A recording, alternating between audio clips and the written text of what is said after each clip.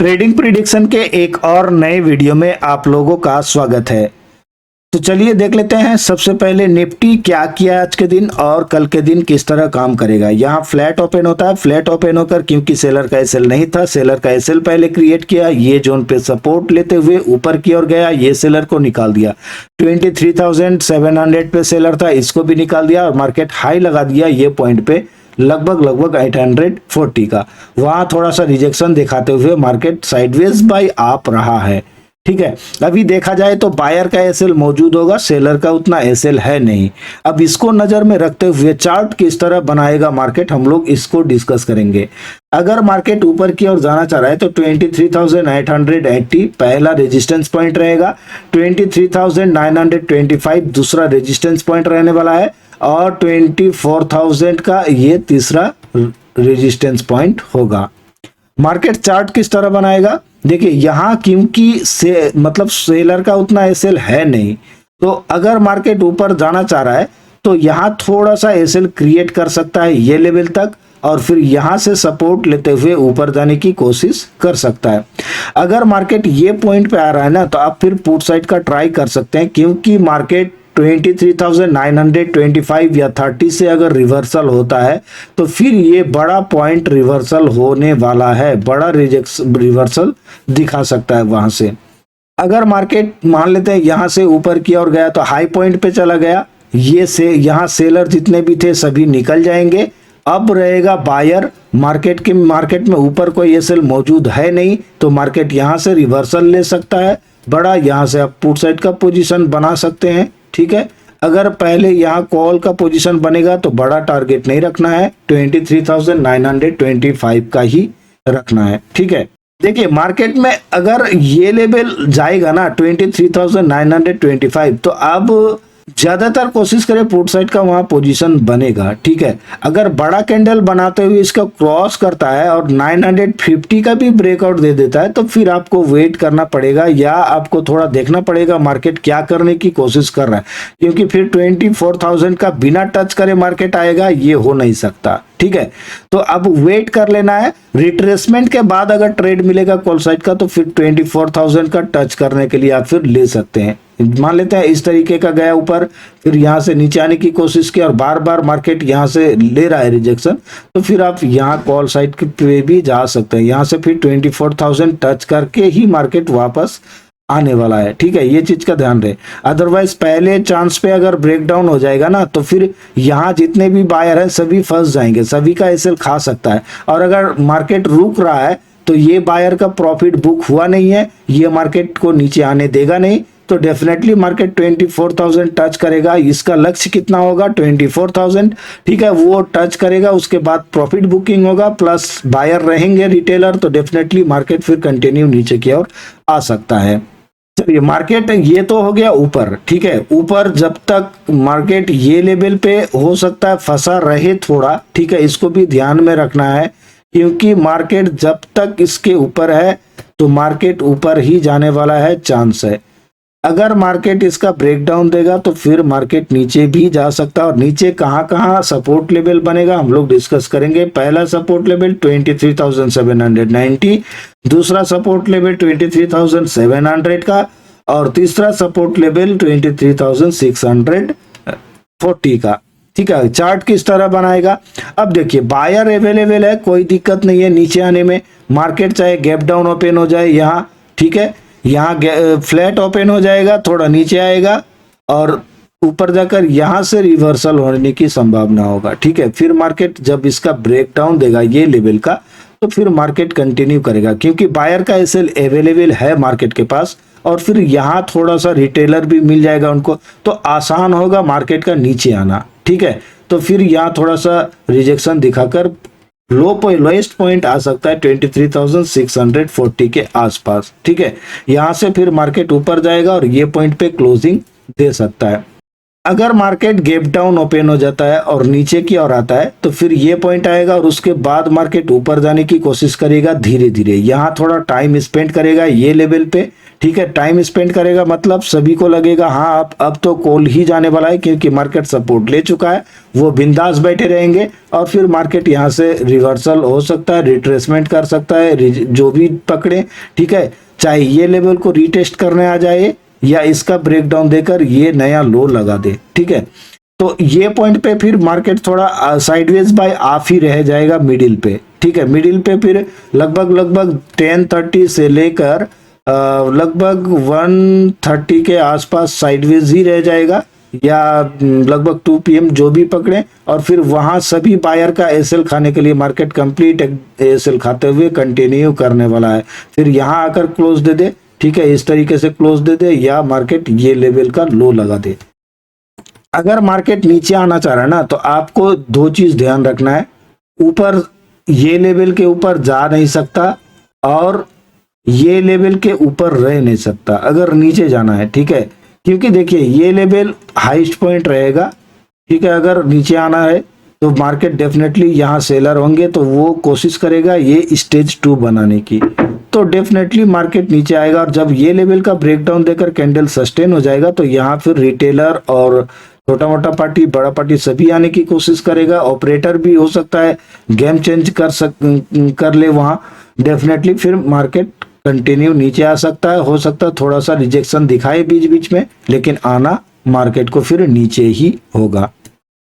अगर मार्केट ये पॉइंट पे फंसा रहा तो फिर बायर का एल लगने वाला है, ठीक है। ये बात ध्यान रखें, 790 से लेकर 925 मार्केट इसी रेंज में अगर फंसा रहा तो फिर बायर का एल लगने वाला है, ठीक है। ये बात ध्यान रहे, क्योंकि ऊपर सेलर है, नीचे बायर पॉइंट बना चुका है, तो अब ना बायर इसके नीचे जाने देंगे और ना सेलर इसके ऊपर आने देंगे। तो हो सकता है इसके अंदर ही मार्केट बना मतलब क्लोज दे, ठीक है। तो क्लोज देगा तो बायर का वैसे ही एल लगेगा और लास्ट पे फिर प्रॉफिट बुकिंग हो सकता है। चलिए बैंक निफ्टी देख लेते हैं। आज के दिन मार्केट बैंक निफ्टी में क्या किया। यहाँ मार्केट ओपन होता है, ओपन होकर सेलर क्योंकि नहीं था, यहाँ भी सेलर का एसएल क्रिएट किया और सपोर्ट लेते हुए मार्केट 53,000 सेलर का एसएल खाने के लिए ऊपर गया, लेकिन एसएल खा नहीं पाया। उसके बाद मार्केट क्या करता है, पूरा साइडवेज हो जाता है, एकदम गंदा साइडवेज, और फिर मार्केट डाउन होकर प्रॉफिट बुकिंग होता है, क्लोज होता है। चलिए देख लेते हैं कल के दिन मार्केट किस तरह काम करने वाला है। क्योंकि एक्सपायरी क्लोज हो चुका है तो डेफिनेटली यहाँ थोड़ा बहुत सेलर होंगे बचे, वो अलग बात होगा, लेकिन उतना सेलर नहीं है जो मार्केट एकदम से कंटिन्यू कर दे, ठीक है। चलिए अगर मार्केट ऊपर की ओर जाना चाह रहा है तो पहला रेजिस्टेंस पॉइंट बनेगा 53,000, दूसरा रेजिस्टेंस पॉइंट बनने वाला है 53,160 का, और तीसरा रेजिस्टेंस पॉइंट बनने वाला है 53,225 का। ध्यान रहे अलर्ट जोन ये है, 53,225 का ब्रेकआउट नहीं दे पाएगा। चार्ट किस तरह बना सकता है, देखिए बायर, यहाँ बायर तो है नीचे, लेकिन उतना सेलर अवेलेबल यहाँ होगा नहीं, ठीक है।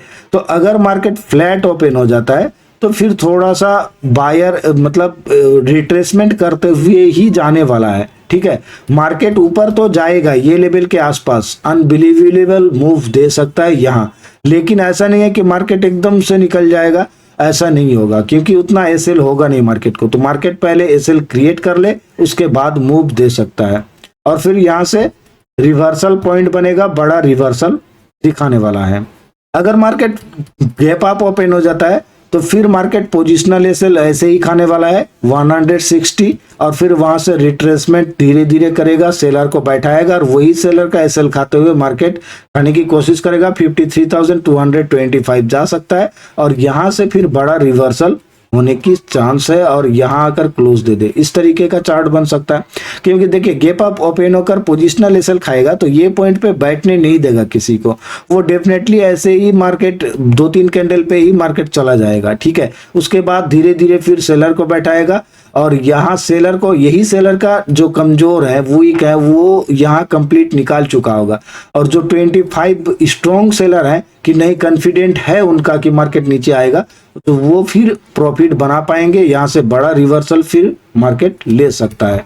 ठीक है, ना एसएल है नहीं, लेकिन मार्केट अगर नीचे आना चाह रहा है ना तो एसएल अवेलेबल है। अब मार्केट अगर नीचे आना चाह रहा है तो कहां कहां सपोर्ट लेवल बना सकता है। पहला सपोर्ट लेवल कहां बनेगा, 52,540 का। दूसरा सपोर्ट लेवल बनने वाला है 52,375 का, और तीसरा सपोर्ट लेवल बनने वाला है 52,100 का। ठीक है, मार्केट चार्ट किस तरह बनाएगा इसको हम लोग डिस्कस करेंगे। क्योंकि मार्केट के पास एसएल अवेलेबल है तो डेफिनेटली मार्केट नीचे आ सकता है, लेकिन ध्यान रहे कि हो सकता है मार्केट यहां से एक बार ऊपर रिटेस्ट करने के लिए जाए ये क्लोजिंग पॉइंट, और एक नया एसएल क्रिएट कर ले यहां बायर का, और वही बायर का एसएल खाते हुए नीचे आने की कोशिश करे। क्योंकि यहाँ बायर है अवेलेबल नीचे, और ये बायर मिल जाएंगे तो डेफिनेटली मार्केट इसका ब्रेकडाउन देकर नीचे आ पाएगा आसानी से, और फिर नीचे यहाँ रास्ते पे तो एसएल मिलेगा ही, थोड़ा सा रिजेक्शन वहां दिखाते हुए एसएल बैठाएगा ही। ठीक है, तो ये चार्ट बना सकता है।